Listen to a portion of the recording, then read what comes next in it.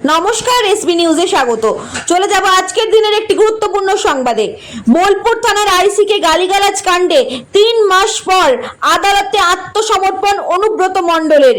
বীরভূম জেলার তৃণমূল কংগ্রেসের প্রাক্তন সভাপতি ও তৃণমূলের কোর কমিটির আহ্বায়ক অনুব্রত মণ্ডল সোমবার বোলপুর মহকুমা আদালতে আত্মসমর্পণ করেন।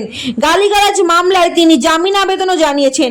দুপুর 2টায় এই মামলার বিচারককে রায় ঘোষণা করার কথা রয়েছে। প্রসঙ্গত 19 মে বোলপুর থানার আইসি লিটন হালদারকে ফোনে অকথ্য ভাষায় গালিগালাজ করার অভিযোগ ওঠে অনুব্রত মণ্ডলের বিরুদ্ধে। সেই অডিও ক্লিপ প্রকাশ্যে আসতেই তীব্র চাঞ্চল্য ছড়ায়। এরপর পুলিশ তাকে নোটিশ পাঠালে তিনি বোলপুর এসডিপিও অফিসে হাজিরা দিলেও আদালতে আর উপস্থিত হয়নি।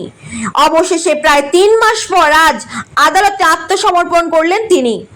এখন আদালতের রায় কি হয় সেই দিকেই তাকিয়ে রাজনৈতিক মহল।